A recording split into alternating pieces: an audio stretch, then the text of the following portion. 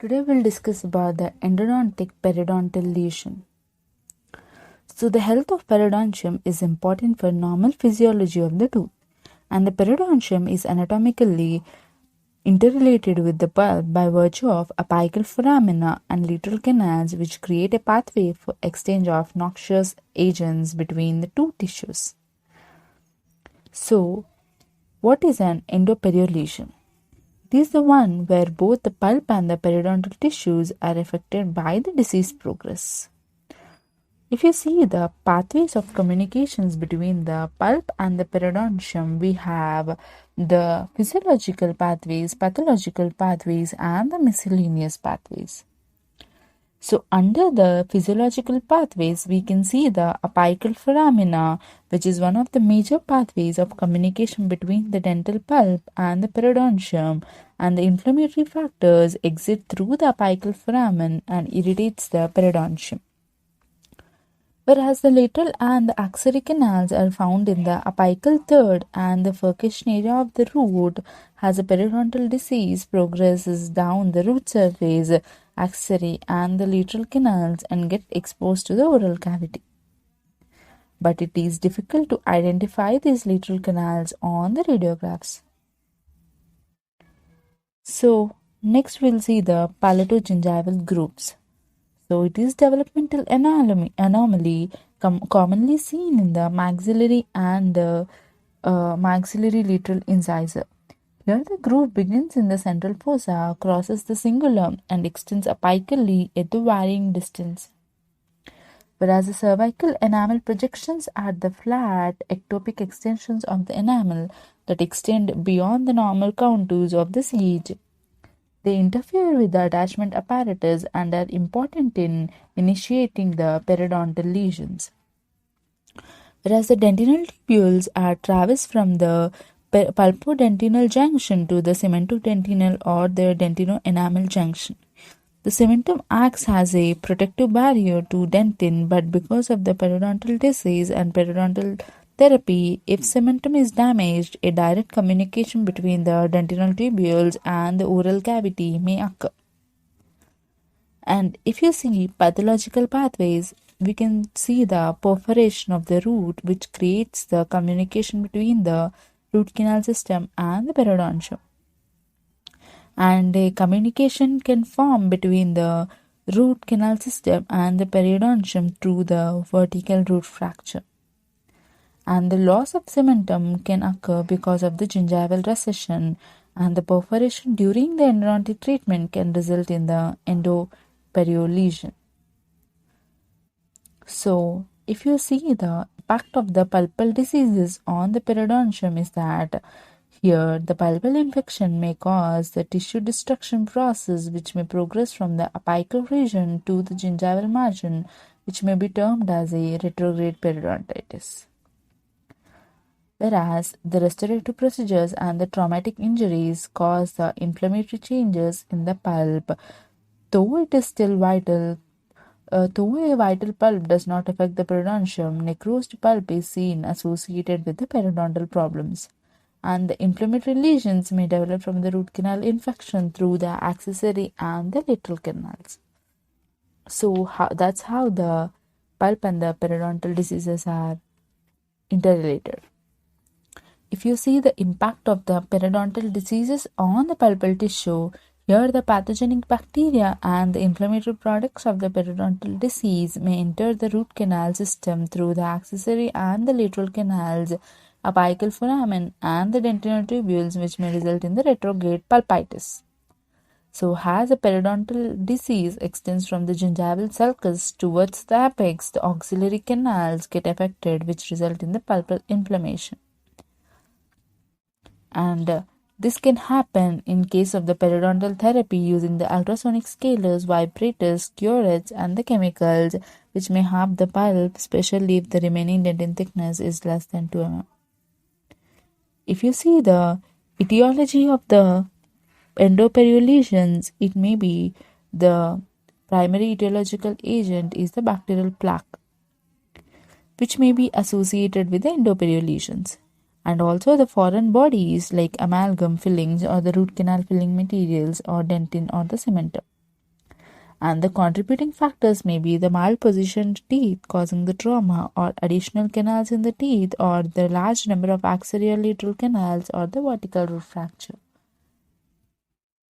Coming to the classification of the endodontic periodontal lesions, we have the class 1 or the type 1 is the primary endodontic lesion, and the type B is the primary endodontic lesion with the secondary periodontal involvement, and type C is the primary periodontal lesion, and type 4 is the primary periodontal lesion with the secondary endodontic involvement and the true combined lesion. So, how do we diagnose an endoperio lesion? So, the diagnosis of the combined endodontic and the periodontal lesion is often multifaceted and exasperating. So, growing periapical lesions with secondary involvement of the periodontal tissue may have a similar radiographic appearance as a chronic periodontal disease which have reached to the apex. This needs the careful examination with the diagnostic test involving both the periodontal and the pulpal testing with the radiographic examination for diagnosing such lesions. Coming to the chief complaint, the patient may tell the pain indicating the pulpal or the periodontal type, and the history of the patient may reveal previous pulpal exposure or any periodontal treatment, and the pulpal condition is usually acute, whereas the periodontal or the secondary pulpal or combined lesions are usually chronic in nature. So the clinical tests are done for this. So different signs and symptoms are assessed by visual examination, palpation, and the percussion. And the presence of the carious tooth, recession, and swelling of the gingiva, plaque, calculus, or increased pocket depth, which may indicate the endoperio lesion. And the mobility tells the integrity of attachment apparatus or the extent of the inflammation on the periodontal ligament. Here we can clearly see the clinical picture of the periodontal abscess, and there is a presence of the carious tooth, recession or swelling on the gingiva indicating the periodontal lesions. Coming to the radiographs, which helps in diagnosing the caries and the extensive restorations in the previous root canal treatment and the root form resorption or the fracture. So, if suppose there are any changes in the alveolar bone can also be seen in the radiographs. And the pulp vitality test also indicate the degenerative changes occurring in the pulp. And if you see, the usually used pulp vitality test are the cold test, or the electric test, or the blood flow. And tracking the sinus or the fistula. Here the gutta-percha is inserted slowly through the sinus and X-ray is taken to track it. Being radiopaque, the gutta-percha helps in determining and differentiating the source of infection. And the pocket probing helps to know the location and the depth of the pocket and the percussion involvement. That's how this diagnosis of the endoperio lesions is done. Coming to the treatment planning and the prognosis, it completely depends upon the diagnosis of the specific endoperio disease, and in teeth with a combined endoperio, it depends upon the extent and destruction caused by the periodontal lesions. So, the prognosis is depending upon the efficacy of the periodontal therapy. Now we will see the first one, that is a primary endodontic lesion. Sometimes it may be an acute exacerbation of the chronic apical lesion in a non-vital tooth, which may drain coronally through the periodontal ligament into the gingival sulcus. And this lesion has an isolated pocket or swelling on the side of the tooth. It may be caused due to the dental caries, a traumatic injury, or the poor root canal treatment. But here, the patient is usually asymptomatic and the tooth may be associated with a necrotic pulp. And sometimes we can see the sinus tract in the apical foramen, and the probing also shows the true pockets that may be associated with the plaque or calculus. So for this, we can go for the root canal therapy, and the prognosis is also good. And if you see the second lesion, such as the primary endodontic lesion with a secondary periodontal involvement, here this lesion appears if the primary endodontic lesion is not treated. In such case, the endodontic disease continues, resulting in destruction of the periapical alveolar bone and the progression into the interradicular area, and finally causing the breakdown of the surrounding hard and soft tissues. As the drainage persists through the periodontal ligament space, accumulation of the irritant result in the periodontal disease and further migration of the apical attachment. If you see clinically, there is an isolated deep pockets as seen, though there may be a presence of generalized periodontal disease. In such cases, the endodontic treatment will heal part of the lesion, but complete repair will require the periodontal therapy.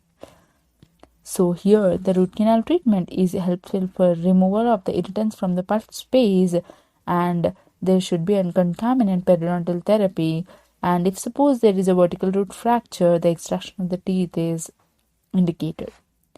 And here, the prognosis is good. Next, we'll see the primary periodontal lesions. Primarily, these lesions are caused by the periodontal disease. In these lesions, the periodontal breakdown slowly advances down to the root surface until the apex is reached. And the pulp may be normal in most of the cases, but the disease progresses and the pulp may become affected. It may be caused due to the trauma, calculus, or the plaque. Here, the periodontal probing may show presence of the plaque and the calculus within the periodontal pocket, and due to the attachment loss, the tooth may become the mobile. Usually, generalized periodontal involvement is seen. For here, the treatment would be the oral prophylaxis and oral hygiene instructions, scaling and root planing, and the periodontal surgery with the root amputation, which may be required in advanced cases. So next case, we'll see the primary periodontal lesion with secondary endodontic involvement. Here, the periodontal disease affects through the lateral and axillary canals and apical foramen, dentinal tubules, or during the iatrogenic errors. Once the pulp gets secondarily affected, it can affect the primary periodontal lesion. The cause may be due to the periodontal procedures such as the scaling and the root planing and the curettage, which may open up the lateral canals and the dentinal tubules to the oral environment, which may result in the pulpal inflammation. So for here, the root canal treatment is suggested and the primary periodontal surgery is indicated in few cases. Next, we'll see the true combined endoperial lesion. Here, the true combined lesions are produced when one of the lesion which is present in and around the same tooth and coalesce and become clinically indistinguishable, and it is difficult to diagnose and treat.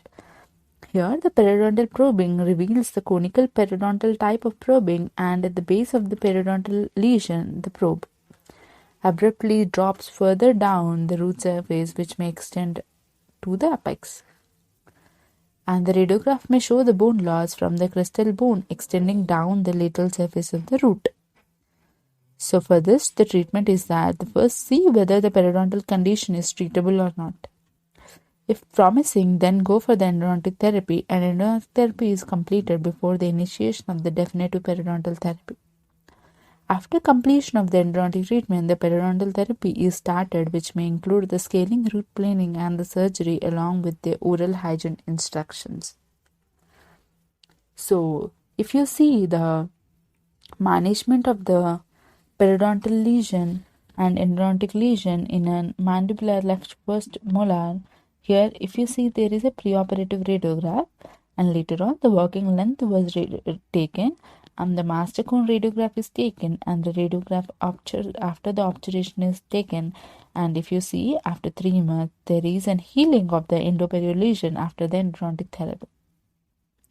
So that's how the endodontic periodontal lesions are managed with the endo and the periodontal procedures. This is the brief about the endoperial lesions.